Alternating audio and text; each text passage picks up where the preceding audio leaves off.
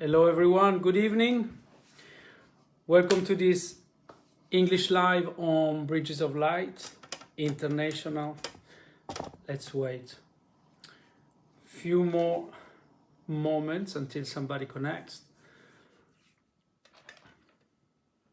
And I wonder how the connection is right now, because here it's getting thundery. So when a big thunderstorm is on, sometimes the connection is not really good, but let's see. So by the way, if you can let me know if you hear me properly, that would be great. And if you see properly as well. Thank you. And as always, I thank you very much. You that is watching this live now, you that are watching this later on, and Bridges of Light for giving us the opportunity to be together, to share and to grow, and of course, to life, for allowing us to live. Hello, Sylvia. Ciao, great seeing you. Yes, it's great seeing you as well. Sylvia, can you hear me okay? Can you see me okay? Hello, Wendy. Wonderful, thank you so much. Oh, I don't even use the mic then. What, great. Thank you so much, that's perfect. Yes, today we're going to be talking about facts and stories. What happens when stories become reality? We will be talking about. Hello, Mariella. Hello, Alessandra. I'm going to wait for a few more people to connect before I'm going to ask you to, but also if somebody, for you that is watching this later on, behave as if you were right here, if the live was going on at the moment. So answer the question that I'm asking you. Hello, Mariella, wonderful. Okay, I'm going to be asking you to describe what you see. So imagine you have to describe very synthetically what you see to somebody who is not watching this. Okay? Let's do it. Okay. Now, how would you describe this? Without writing 10 pages, of course.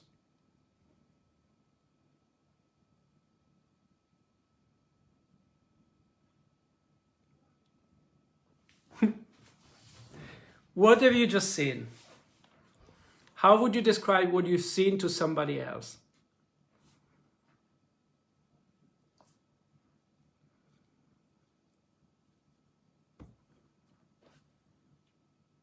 And then also, or if you don't want to describe what you've just seen, a happy funny t-shirt. Thank you, Wendy. Yes.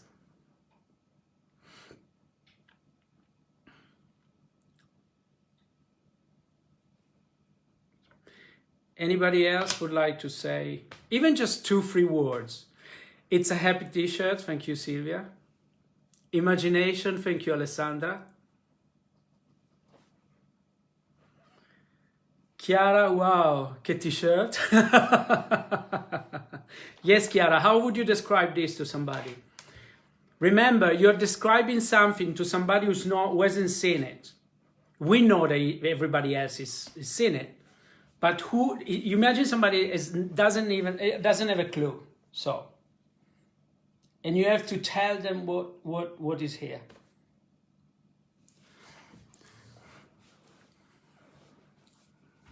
Mariella, amazing model. Thank you.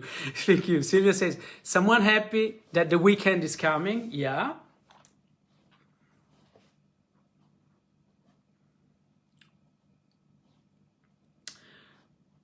Okay. How would you describe this? Look.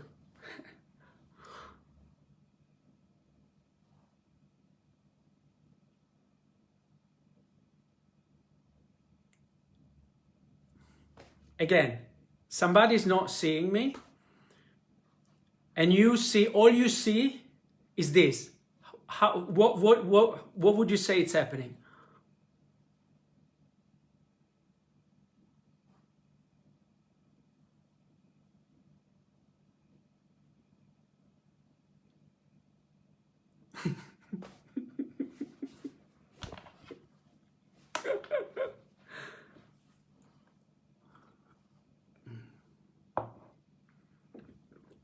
I'll do it again.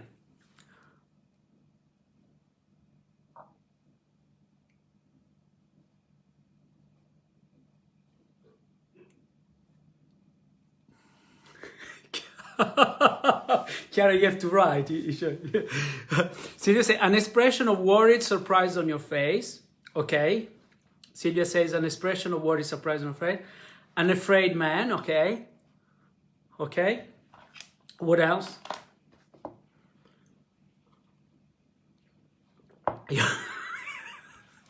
Your best Ming was here, just crashed on the floor. Your best Ming? Oh, good one. My best Ming vase. Just crashed on the floor. Yes. I like that one. Yes. Can you imagine that? Yes. Yeah, it could be, yeah.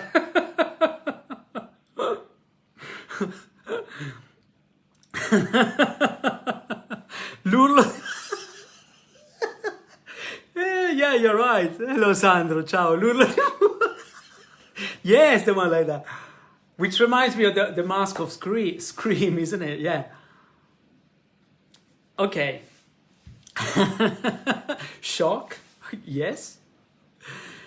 Wendy says, Luca looks either shocked, happily, or not. Luca looks either shocked, happily, or not. Fantastic. Okay, now let's see what. Let's talk about what has just happened. Now, right.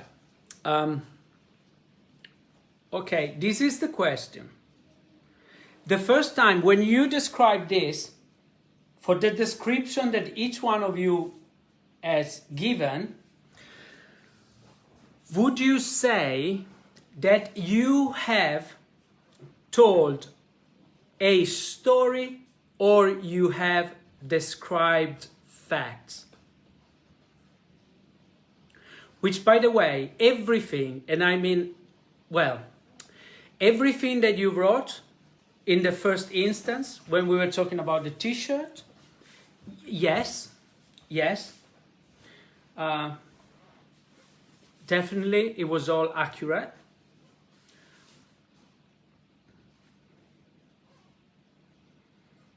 But would you say you were describing facts or stories?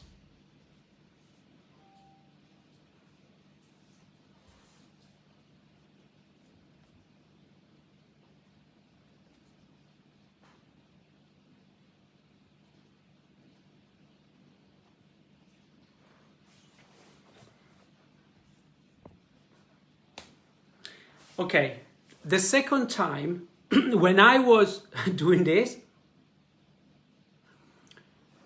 again, you said what it looked like I looked worried, but Wendy actually said, okay, you could look happy. What I was mimicking, it's me when they've just told me, when I just realized that I won the lottery, okay?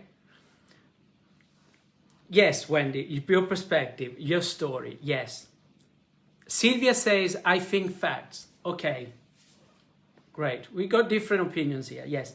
Well, the second time, I just realized that I won the lottery. That's why I was shocked. I wasn't shocked, yes, but I wasn't afraid. And not because the Ming vase fell on the floor and crashed. Your statement was your t-shirt. Yeah, okay, yeah.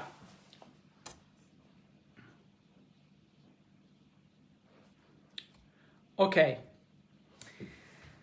now,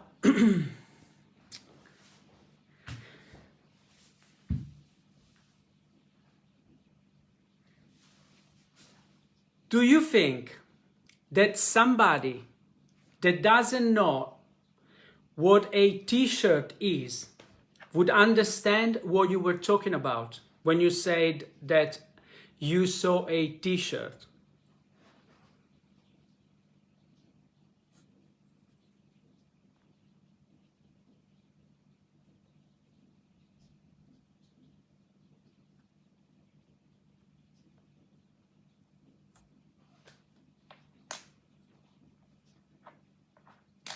Or imagination? Do you think that imagination is a description or is a fact?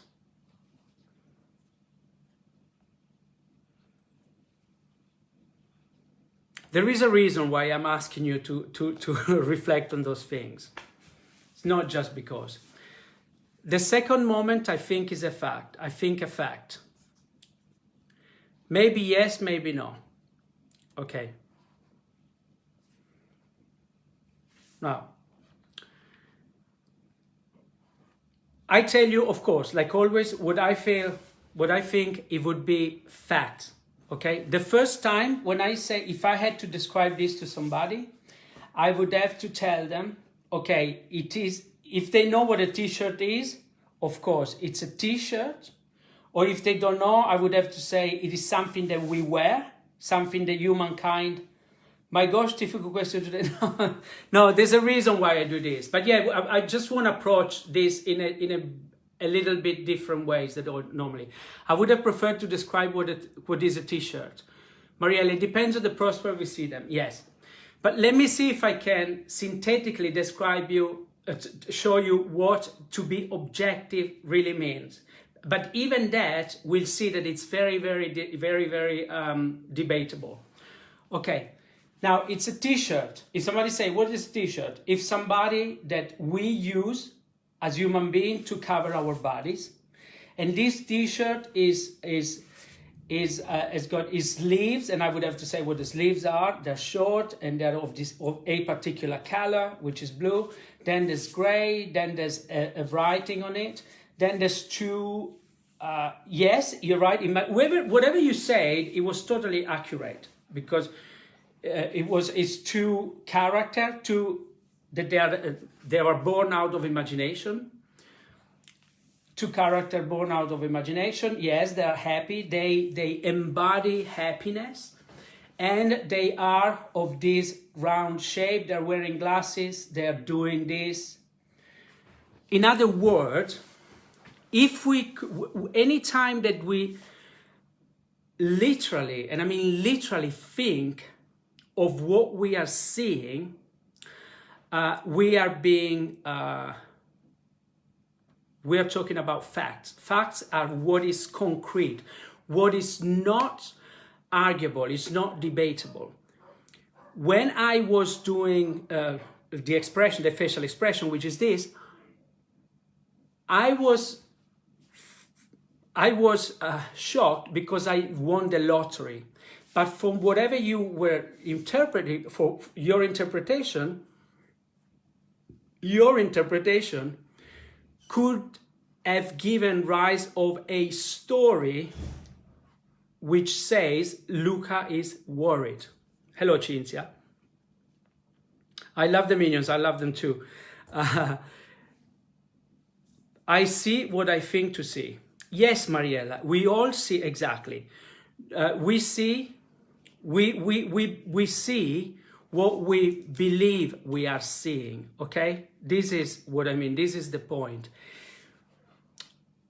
Okay, facts are facts. Facts are undeniable. Stories are made of interpretation. But most of the time, we live our life according to our stories, or believing what others tell us, which is normally a story. Reality can be different, yes. Reality can be very different. For example, you may meet, let's say, Bob and David, 10 minutes apart from each other. You're in this supermarket. You see Bob. And you ask Bob, hey Bob, where did you go yesterday? And Bob tells you, oh, I went to this place in the mountain called Mountain Peak. Oh, how is it? And Bob may be saying, oh, it's terrible, I don't like it, it's really dirty, it's really, people are unfriendly, I don't like the vegetation, and so on and so forth.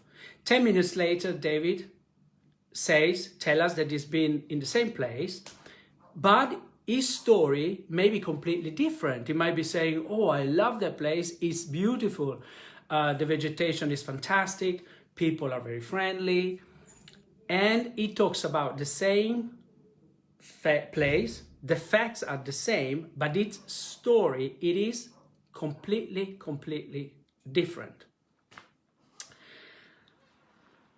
But then comes the $1 million question, I think. When did it all start? In other words, how is it that we are often more taken into our stories, believing more of our stories than the facts, than what we see? In a way, it's almost unavoidable, because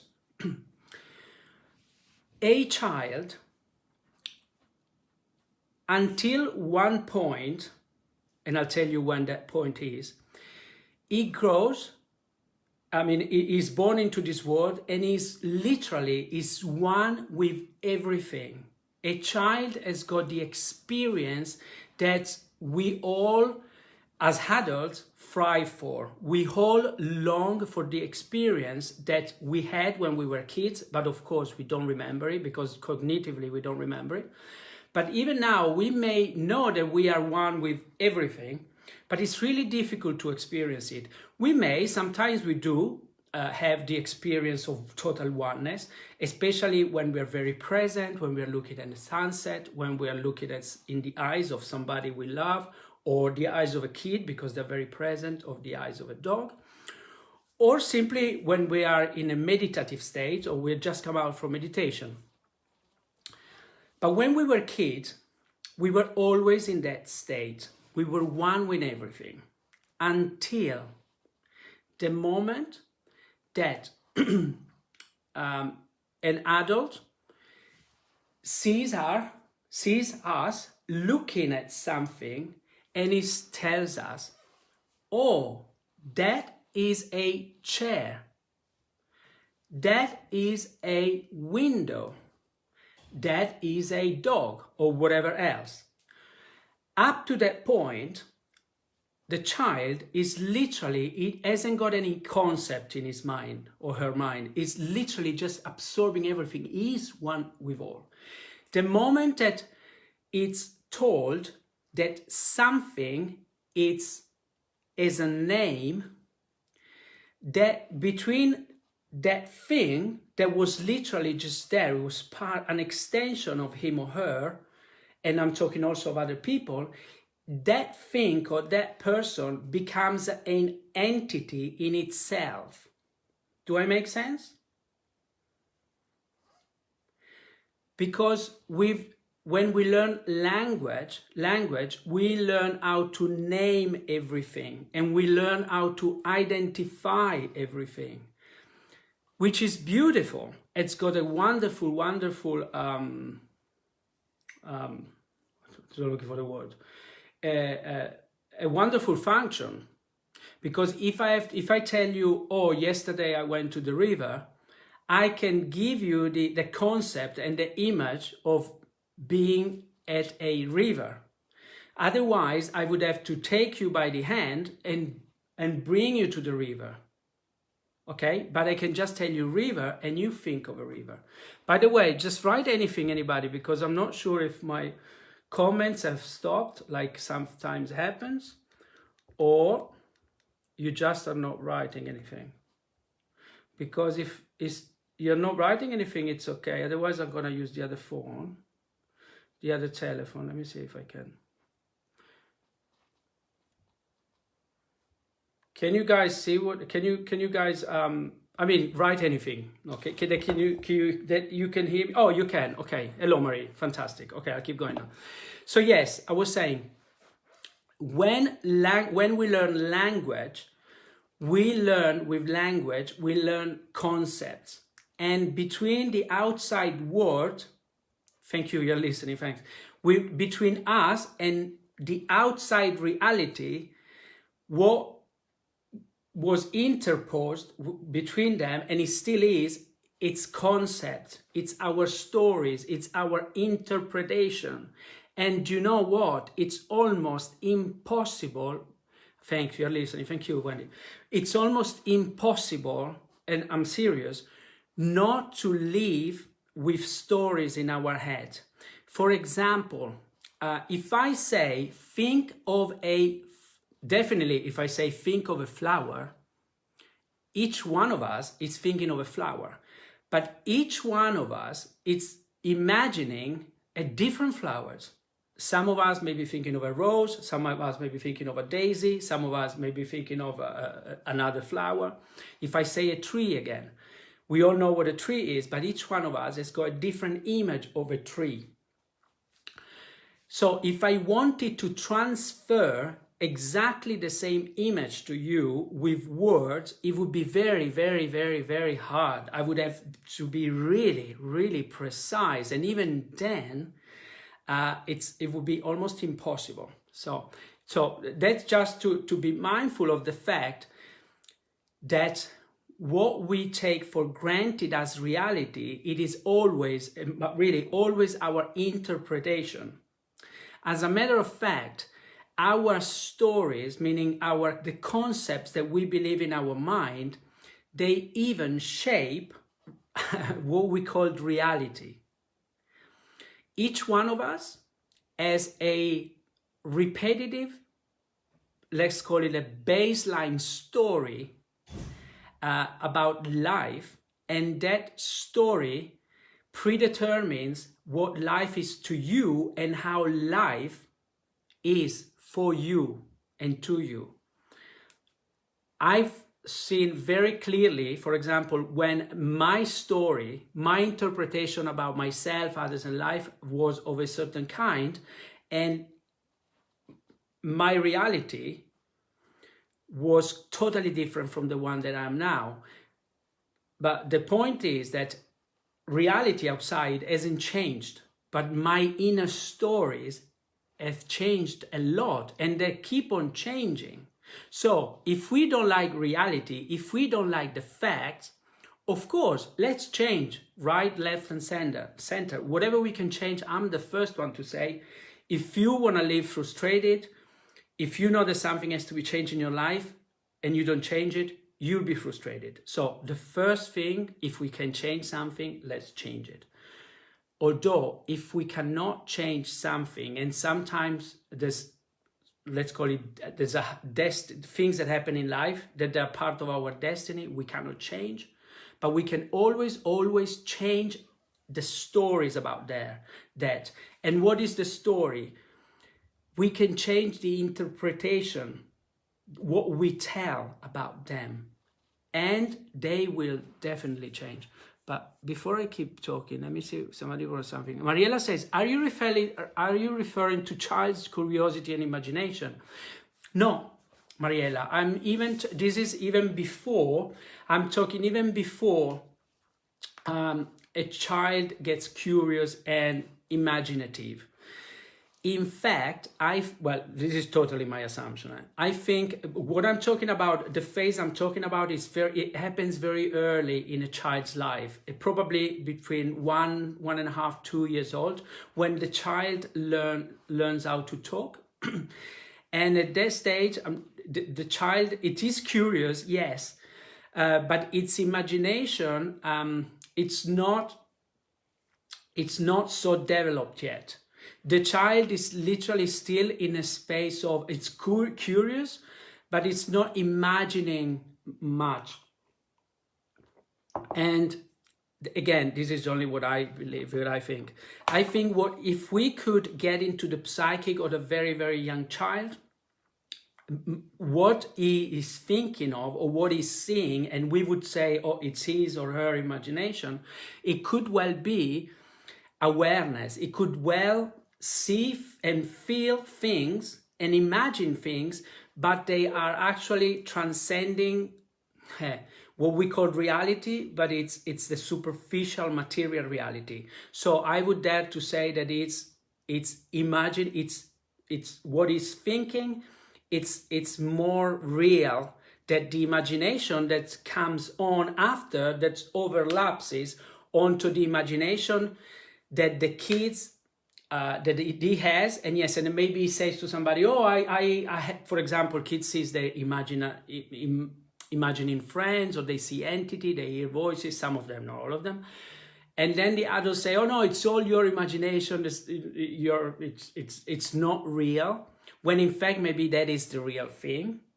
And then the kid then starts imagining, but the story is what I'm talking about, starts imagining with the data, with the conditioning that he has acquired, meaning, for example, oh, that dog is barking, so that dog could be aggressive. That person is dressed like that, so he or she could be somebody to be wary of. Can you see? So these stories start building data in the child's head, and the kids starts using his or her imagination in a maybe functional or maybe dysfunctional way, but these are imagining given by the story that society or the family has given them. I don't know if I answer your question, Mariella. Samra says, hello Samra to you. Marie, very well explained. Oh, thank you. Evelyn says, hello my friends, just listening as I'm driving. Hello Evelyn. Oh, I wish you a good, happy drive wherever you're, and a good evening wherever you're going. But thanks for listening. Mariella says, children, of course, see things whether adults don't see them. Yes. This is a question for you. What do you think? What do you think would happen if two children, I know it would be really, really, really, really hard, really difficult, but if a kid was allowed to continue feeling and seeing what he's experiencing, and nobody was telling them, oh no, this is your imagination, tell me more about what you're thinking, tell me more about what you are experiencing. And if they were left, if they were allowed to truly honor what their inner images that they see were true, if they were really allowed to honor everything they were feeling, what do you think would happen? Could we maybe have really see materialize what we talk about? We talk about, like, which I don't really know much about it, but you know, indigo children and so on and so forth. Maybe I think we would see many more of them. Maybe almost everyone has got these abilities, but because generation and generation previously, they were more and more, even more closed, that people now are about anything that you cannot see, everything that transcends this life, that these things were really taboo. And now, because they're not so dismissed, we see more of people with these abilities. Although I believe that, yes, we do progress and we do evolve, but I think that there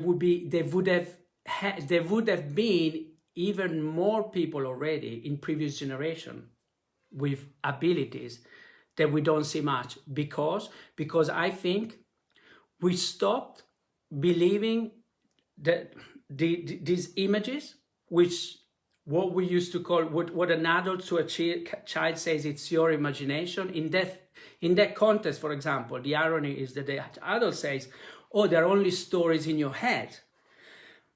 So, but what you have to believe, what I am teaching you is the reality, and I'm teaching you this, and this. And normally the teachings of the adult is, you don't have to trust your neighbor. You must not trust your neighbor. Don't take sweets from people you don't know. Don't smile to people I tell you not to smile. But these are all stories, and these are all negative stories. You see what I mean? So,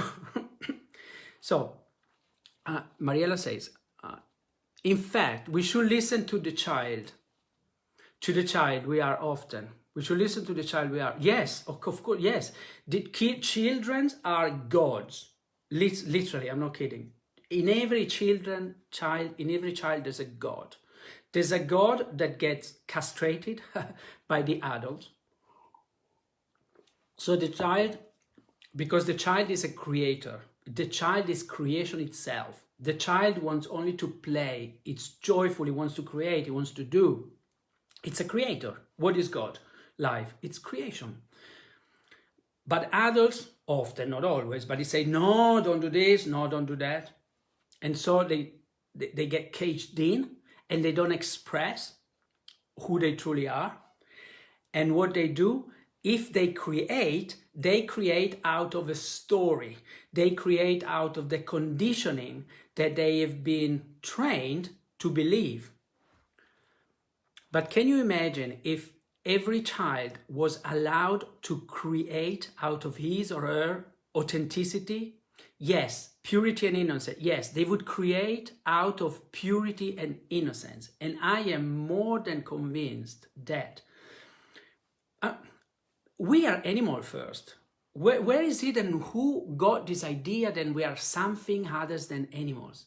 But for God's sake, animals are beautiful. I mean, I'm serious. Animals are beautiful, all of them. But even like hens and bees, they're like, and we regard them being insects, they're not even animals. They're also perfect. They emigrate the flying flocks in perfect formations. Have you ever seen an obese or a bulimic zebra or a giraffe or a lion? No. Are they depressed? Not that I am aware of. The only depressed animals that are the one domesticated. Why? Because they are exposed of our stories. They are exposed of our mental masturbations. But this is to say that we are animals. We don't need to learn anything. If anything, I believe we need to unlearn, to get rid of the stories that we learned. And how do we do that? We stimulate present. We look, we observe, and then we feel. How do I feel now? How do I feel like doing? And when we do that, we access this universal intelligence which governs everything. It governs bees and hens to live in community. And we would do the same. I'm absolutely convinced. That's what it means to know our authenticity and know what our true calling is. I am sure that if each one of us was not listening to the stories that he or she learned growing up, and of course, easier said than done, and we do it out of blind love to our parents, to our society, and we embody those stories. But sometimes those stories don't tell us where we would like to be. How do we know that? Because we are not at peace. We are not joyful. We are not excited. We are here to be at least, I'm not kidding, at least at peace. Then if you can be a little passionate about whatever you do, even better. If you can be really excited, fantastic. I am convinced that if we knew that we are first animal, in fact, instead of believing all these stories that we are superior beings and we are intelligent and we are blah, blah, blah. Yeah, right. Yeah, we are. We can create. But even before we create, that's what I mean. Before we create, let's feel. Let's see what life organically wants us to create. How do I feel? I feel that I like to do this. And I'm sure that if we all were honoring what we feel like doing without any story attached, one of us would be driven towards driving, would think, I want to be a taxi driver. Great. Somebody else would say, I want to cook. I'm going to be a cook. Somebody else would say, I want to speak. I'll be a speaker. Somebody else would like, I like to clean. I'll be a cleaner. Do you see what I mean? Anyway. Let me just see what you've written.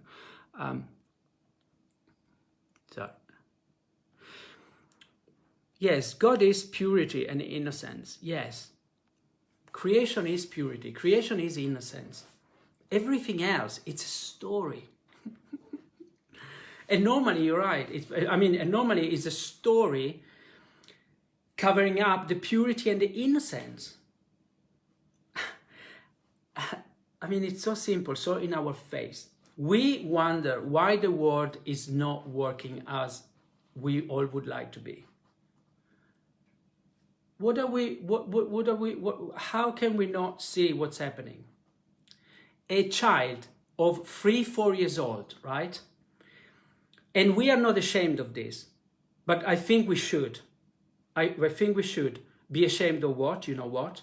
We are not ashamed of showing in television games where they kill each other. All the games that the children plays are most of them, not all of them, most of them, I'm exaggerating, but most of them, they're violent. They're people with guns, they kill each other. Kids are given plastic guns, for heaven's sake. And this is all because of the stories, the cultural stories about the survival of the fittest and war. So we are not ashamed of seeing kids playing video games or with toys where they fight. And also, aren't we ashamed of what? Of being ashamed if a kid, oh my gosh, sees two people kissing, and if they kiss with their tongue, and if they're making love, oh no, sex is a taboo. Are we crazy of what, guys? This is to say that until and unless we get rid of these dysfunctional stories, and I mean we really have to change the dysfunctional system we live in, life will never be what we think it should be.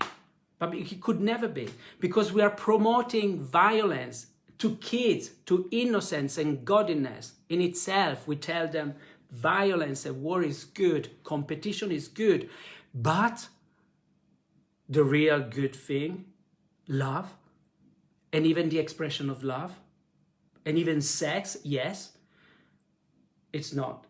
It's taboo. Does it make sense? But why? Because of the stories. We believe stories. We don't know what reality is. We don't know it. And some people even would say, oh, that kid is a healthy kid because he plays, he's competitive, and he's covering up his willy or his funny when strangers are at home, and maybe he's 4 or 5 years old. Are we crazy? Why should he feel ashamed about his genitals when maybe 30 degrees? I'm serious. Do you know what I mean? Anyway, sorry. Marie says, the older I get, the more that I prefer animals. Yeah, well, understandable. They are pure, they're innocent, they're alive, they're joyful. They're a joy to be with, and they're present. For God's sake, they're present. Can you tell me something? Tell me what is more... No, better. Can you tell me something which is less exciting and enticing that somebody lost in his or her stories? They bore you to death, don't they? And we all know them, and it's all about the story. These people you are there, maybe they're looking at you, but you can see that they're not looking at you. They're looking at the invisible screen. They're looking at the concept, and they tell you about how terrible life is, or maybe something else, not always about complaining, but they're telling you about the stories and the stories. And maybe you even try to get 2 words in and say, but hey, listen, I would like to tell you something, or I would like to have you to consider something that maybe is real. It's not the story that you're telling me. Maybe it's a different story. Or maybe I like you to consider what reality is behind the stories, but they're not. They can't see you because it's all about the stories. But I keep going on and on and on, and I dramatize it to make a point, because I really think we're at a time in history when, seriously, if we don't all think, what the heck are we doing here? What the heck are we doing here? Like I was saying before, we are promoting things that are actually very dysfunctional, and we are actually still considering taboos things that are very, very more than functional. They're the basic of life. Sex, love. What more beautiful there is. You will be surprised. The amount of adults that I work with, or that I know, that they've never ever told their parents face to face, like this, looking in the eyes, I love you. To the people they've been given life from. Seriously. But we all have argued with 1,000 million people. And I can assure you that I can ignite anything, push that button, and that they go crazy in a nanosecond. And I'm very good at it if I want it. No, I'm serious. I'm serious, but can you see why? Because our stories of or a different kind. So until we change our inner stories, our world will never ever change. Sorry, let me keep reading. That is so true, Luca, when he says animals are wonderful, teachers for the human species. Yes, I really think they are. We've got so much to learn from them. Mariella say adults and many adults add many unusual particulars to their life, making them much more uncomfortable, I think. Yes, adults, we add many unusual particulars to their life, making them much more uncomfortable. Yes, I agree, Mariella. There's so many things, you're right, so many optionals, so many details, yes, that we don't need, that we would probably live much better off without. You're right. We make life complicated when life, you know what, it's so extremely simple. But the mind doesn't really like simple things, because the mind loves to complicate everything. Sylvia says self-talk and cultural dogma get to be really toxic for our well-being. I agree. The dogmas are really damaging, because the dogmas, absolutely, thank you, Sylvia, they are the ultimate stories, but they're not just stories, dogmas are stories that they should tell us how we have to live. And the danger with a dogma is that the dogma does not tolerate to be put into discussion or criticized. In other words, a dogma says, I am the truth and this is it. And if you don't conform with what I say, you are out or you are condemned to everlasting suffering or whatever else. But it's all bananas. It's all bullshit. Seriously. That's why I truly believe what I say personally, for example, it's no more no less. It's my opinion, which is for somebody else could be total rubbish. And I totally agree with them. If that doesn't resonate with them, it is. But like anything, we have to try it out. I might be telling you, I think that if you do this, you may experience this or that. Okay, so you can do that or not, or you can say, I think it's total rubbish, and that's okay for me. And that's the same for you, for me to you, and with everybody else. But the moment we think, we believe our stories, the moment our stories become our dogma, that's when it becomes really complicated. So my invite is, because we all have our stories, let's admit it, because we all have a self-talk, we all have cultural conditioning. So if you see yourself encountering a sort of similar situation in your life, and you can tell that there's some common denominator, ask yourself, what could be the story, or you could call it the script, actually, in more psychological terms, we could call it the script. What is the script behind this? And when we identify it, then we have it really, that's the key. Then we can either change the script, or we could do what a mystical person does.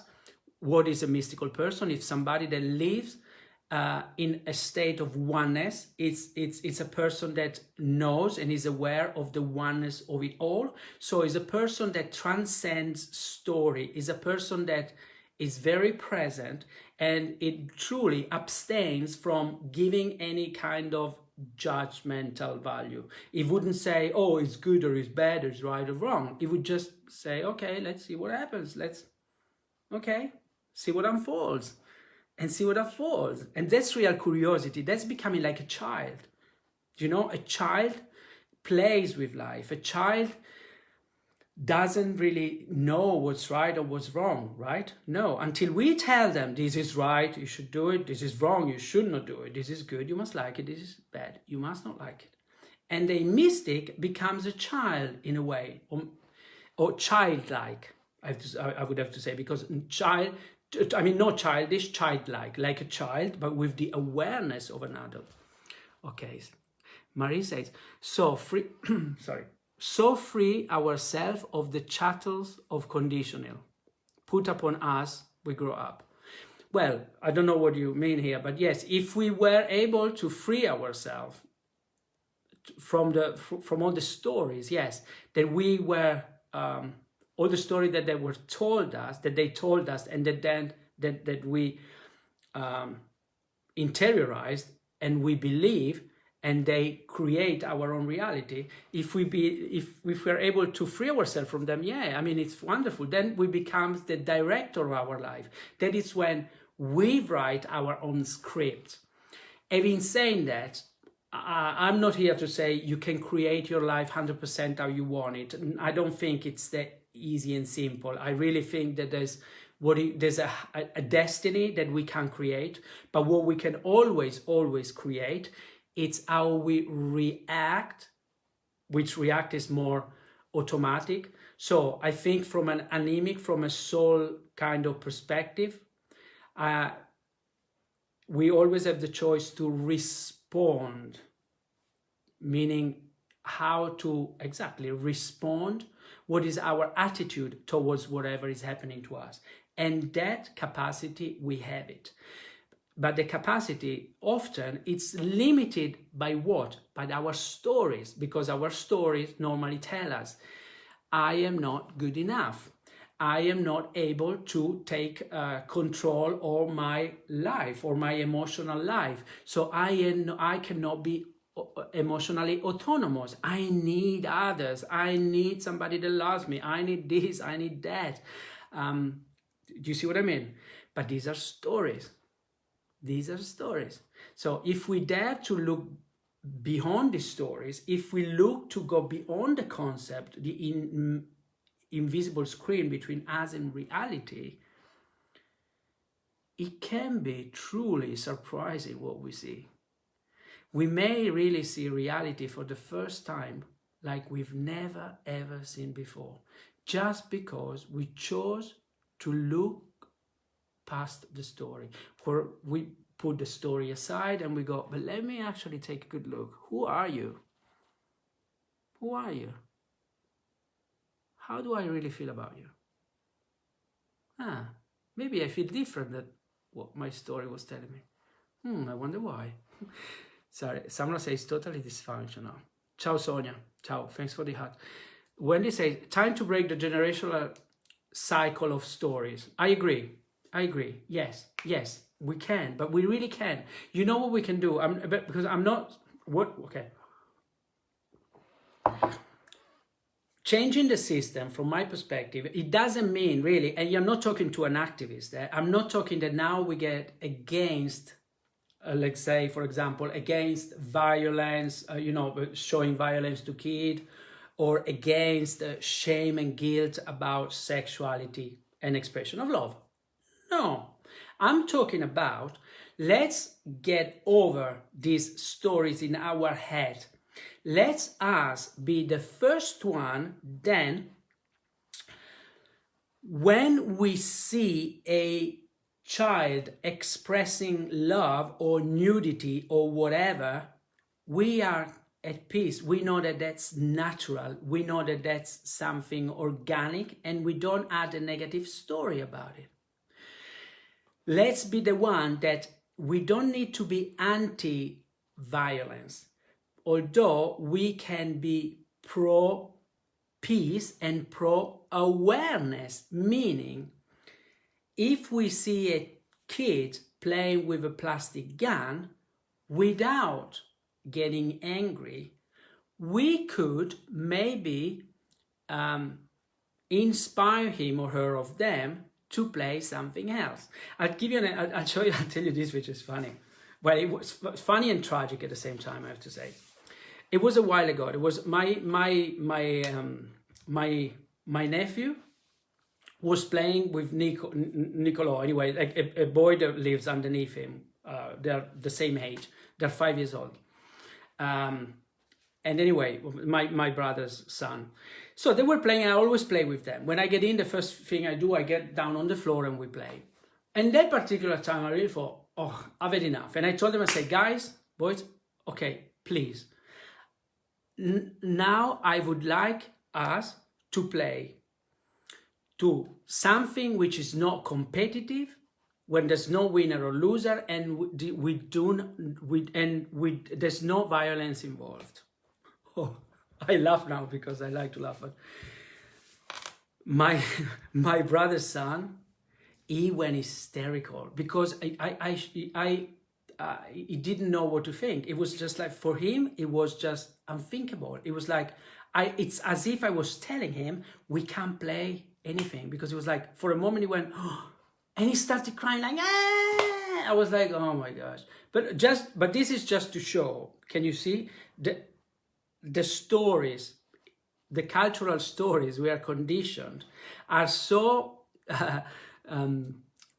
so driven towards competition and fighting and so on and so forth, that a child of 5 years old, if he has to think of an alternative, it can't really think of one like that.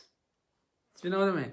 Anyway, Samra say, my kids have helped me a lot to shed many of the dysfunctional ideas and stereotypes I was brought up with. Yeah, there's a lot to learn from them, a lot. Mariella say, the best word we need to say and listen to is love. Absolutely. I agree. I totally agree. Yes. Love and the expression of love. Love and hugging and kissing and telling. You know what? On a therapeutical level, I'm serious here, I'm serious. It's important to be able, and yes, I'm pushing it here. Yes, if any of you here, you've never said, I love you directly, but I'm not inviting you or say, yes, pushing you, but hey, I'm pushing you to do something, but you have to do it if you really feel like. I'm not telling you to send a text or a letter. Either you phone or you sit face to face. Say I love you as soon as you can. And you don't need to wait for the right moment, because to do these kind of things, the right moment, believe me, maybe if you're fearful of doing, will never come. I can assure you. You'll think, oh, I'm waiting for the right one. No. That's a story. You're telling yourself a story and you won't do it. So to do these things, you know what you do? You say, okay, I've never told my brother, my sister, my mother, my father, or my friends that I love them. And I'm going to do it now. As soon as this live is finished, no excuses, I'm picking up the phone and I'm going, hey, whoever, do you know what? I just want to tell you that I love you. But this is to say that to be able to say, even verbally, I love you is important. Lots of people, you know what they say, and I know, they are right. I know they love me. They never told me they love me. I know they love me. And have you told them? No, but they know I love them. Okay, it's different though. Do you know what I mean? I'm serious. I know. Anyway, this is just this is just the way I like to push people, because I think, you know, we embody consciousness when we act out of consciousness and awareness. There is a difference between knowing that I love you, but there's a difference between looking at you in the eyes and say, I love you. Because when I look at you in the eyes and I say, I love you, I own what I say. And I am embodying it. And I know if you can't do it, you don't have to do it. But if you're only fearful of doing, I would dare to say, try and do it. With some people, it works. For some, I've seen people, I have inspired people to do it, and wow, it's amazing what comes afterwards. For some people, no, they're not ready to do it, they don't want to do it, and that's fine. I'm not going to push them, although that's what makes me laugh, you see. People think, you're pushing me, but what do you think I push you? Do you think there's really somewhere where you're gonna fall flat on your face? No. Then again, it's a story, guys, it's a story. I don't know why people are afraid of telling somebody they love them. What do they think is happened? It may happen nothing. If there was, that can happen, they are gonna be judged. And that's good. That's when you realize that nothing happens. That's how you burst the ego bubble. Let's wake up. Do you know what I mean? Seriously, this is important things.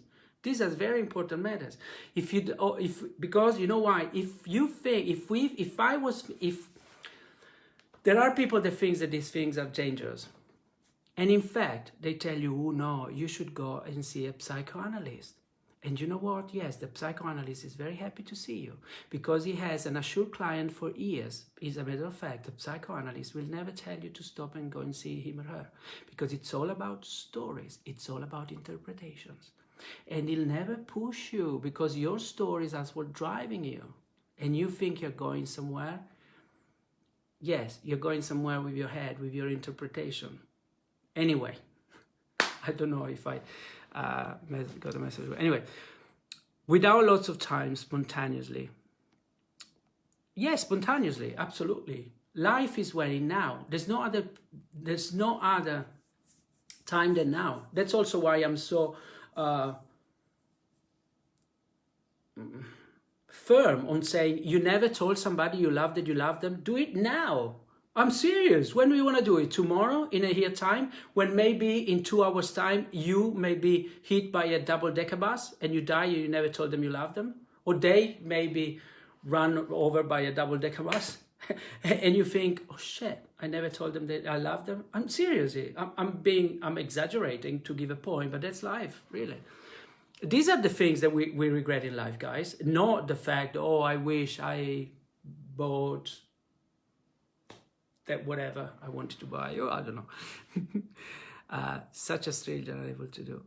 Yes, exactly. Children do that. Children don't need to be told anything. Children don't wait. They don't procrastinate. Children want to do something and they do it now. But not only children, also people that they live their life to the fullest. That's how they live. That's all they're saying to people. Wake up. What are you waiting for? Life is now. Get over your story. Just do it. Of course, if it's something that benefits you and everybody involved. Sorry, anyway. Celia says, a child lives life naturally. Adults and tons of unless it's complication. Exactly. Because adults love the story. I love you, Luca, Celia. I love you too, Celia. I really do. And everybody else. I truly do. Samra says, for some reason, I've always been very expressive, verbally and physically, with all my loved ones. I'm still the same, although each time my demonstration of love hasn't been reciprocated. Okay, my question for you is, Samra, who do you do it for? Do you do it for you or for them? I'm sure you do it for both. But what I mean is, if we let the immediate, right here, right now, feeling of love and satisfaction and rightness. I'm talking about not right or wrong, but you know where something feels right. You know that to tell somebody you love it feels good to you. You say, I love you. Well, how they respond, they react, if they take it and throw it in the bin, it's their responsibility. Truly, Samra. But I wanted to do it and I did it. That's how we live intentionally. We don't, because otherwise it would be our story, and it would be a manipulative story towards them and towards us, and it all gets complicated. Seriously, complicated. Let's not complicate it. You want to do it, you do it. You don't want to do it, don't do it, but don't give it a second thought. Comfort, move on, like kids do. You want to do it, you do it. A kid knows, I want to play this. The moment a kid doesn't want to play something, it's had enough. I don't want to play with it. I go and play something else. They don't mental masturbate themselves like we do. And here is the same. You feel like saying somebody you love them, tell them. Sorry, so I get it out, but Wendy, but I love these discussions, you see? Okay, anyway, Wendy says, you're perfectly right, Luca, for me anyway, but telling someone I love you is a miracle breaker, truly. Yes, exactly, Wendy. Thank you for pointing it out. It is a miracle breaker, for heaven's sake. I've had enough of people telling me, you're dangerous. You tell people to take action about things they're not ready for. And I'm like, what? I'm telling somebody to tell somebody else they love them. And it's their family member. And I should feel guilty. No, seriously, I'm having this conversation sometimes with people, with colleagues. I'm like, what? Are you crazy? Because you know what? There's some people that they think that the truth has to be given at homeopathic doses. They're not ready for the truth. They're not ready to know how things work. And I'm really, are you fucking kidding me? So you tell me that you should tell them, you tell them the truth like in between 20 sessions from now, when they pay you all the money and they went all this suffering because in your story says they're not ready. No, I'm sorry. To me, the truth and only the truth will set you free right here, right now. If you are not willing and ready to take it, fine. But can you see the absurdity of it? If somebody's not ready to take the truth that they love their parents and they're not ready to tell them, that's fine. But what is their problem? Do you see what I mean? Anyway, but that's, again, this is my opinion and that's it. I'm not saying this. Guys, it's 1 minute past 8. Can you believe it? Anyway, past 7, 8 in Italy. Oh, guys, thank you. I love you very much. If there's questions, I'll answer. On Saturday, we're not having English live because here in Italy is the 15th of August, which is like, it's the peak of summer, so we're all on holiday. So I'm not doing the live, but we are going to see each other next Wednesday, 6 o'clock. Thank you so much. And yes, I love you. And yes, please, I dare you, go and tell everybody you know. Everybody, why not? Why not? Be a miracle breaker. Tell them you love them. Thank you.